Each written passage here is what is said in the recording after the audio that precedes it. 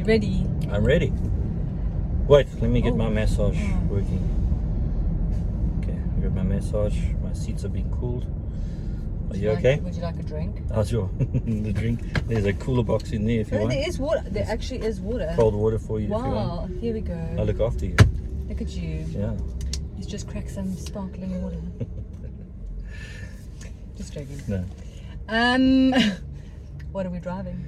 So this is the all-new Range Rover. Well, we'll have some water actually. And basically for 50 years, Land Rover has been making Range Rover products, and Range Rover is designed to take all the off-road ability of a standard Land Rover and add a level of plushness to it. So well, this is very plush. as you can see, it's very plush. This is the 5th generation car.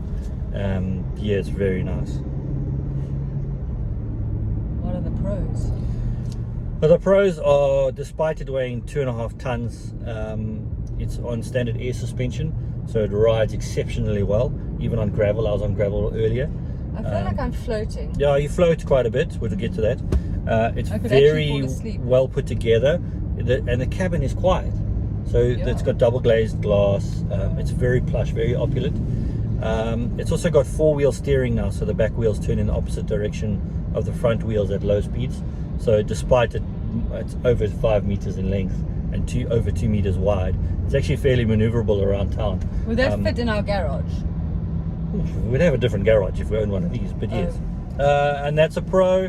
Another pro is that obviously it's actually, apart from being very refined on road, it's always going to be a Land Rover at heart, so it'll be very good off road. Didn't you just take it off road? I went on gravel, but this thing will go proper off road as well. At the press of a button too, the terrain response too. So you switch it to sand or mud or whatever. You don't even have to get your shoes dirty. Yeah, definitely. Yeah. Cons. Are there any cons? Well, they start at just over 3 million rand, but I don't think there is kind of an entry-level version, because the majority of these kinds of cars have some level of customization. So the idea is you go to your showroom and you sit for an hour or two with a consultant, and you choose what color interior you're going to have. You choose what the headliner, you choose sunroof, the wheel design. So not many of them ever come standard. They're all customized, which is a pro Very for nice. the brand. But then you're talking 4 million. This one we're in is the autobiography, and the autobiography spec adds a level of spec to the car already, so that helps the customer get down to the finer details. 23-inch alloy wheels, etc. Ouch. So yeah, a con will be it's relatively expensive. 500 deposits for this car already.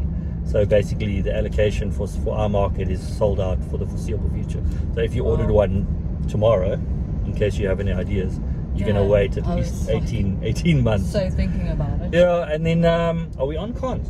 Yeah. So one con is that it's, despite being quite comfortable, it's quite wafty.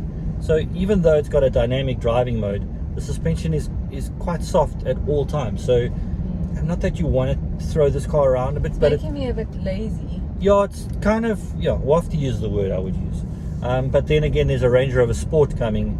The all-new one is coming in the next few months. Maybe I'll buy that one rather. Yeah, that's designed to be more dynamic than this one, and B, also for a younger crowd like us.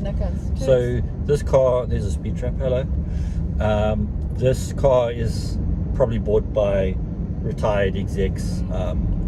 It's quite a well-to-do Bishop's Court kind of take it to the horse races vibe. What is the fuel consumption? So it comes in an inline 6-cylinder turbo diesel, which is the one I would get, because it's beautifully refined. This is the V8 twin turbo petrol, and I'm sitting at 15 liters per 100, but I've been driving it fairly conservatively. But conservatively at 15? When you put your foot down, and despite this car weighing 2.6 tons, when you brake it goes. Yeah, so again, it's quite wallow. I'm not complaining though. Yeah, no, it's lovely. Yeah. Competitors. Yes. So at this price, it's a tricky segment, because call it 4 million, you get a Bentley Bentayga, which is a lot more expensive, and then below this you get the Lexus LX, which is Lexus's version of the Toyota Land Cruiser. So that'll have a similar level of luxury and off-road ability. And then you get things like a BMW X7 and a Mercedes-Benz GLS, but I'm not sure that either of those brands have the same level of reputation for opulence as Range Rover. I think if you've got a Range Rover, you're doing fine. You know, you're not trying to, yeah. If you spend 4 million on a car, I think you're doing fine. Oh, if you've got 4 million to spend on a probably your second car, you're doing fine.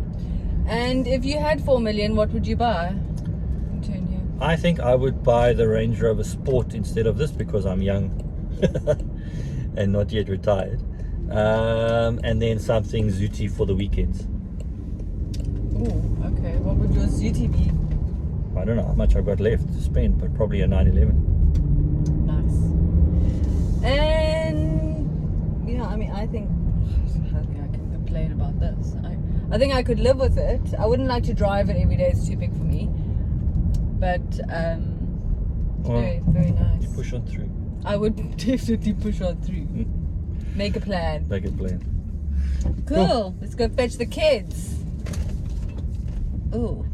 See what I mean? It's quite maneuverable actually. That's tight traffic circle. Yeah. Did well. You did well. I'm doing well in general, babe. Oh, that's so sweet of you.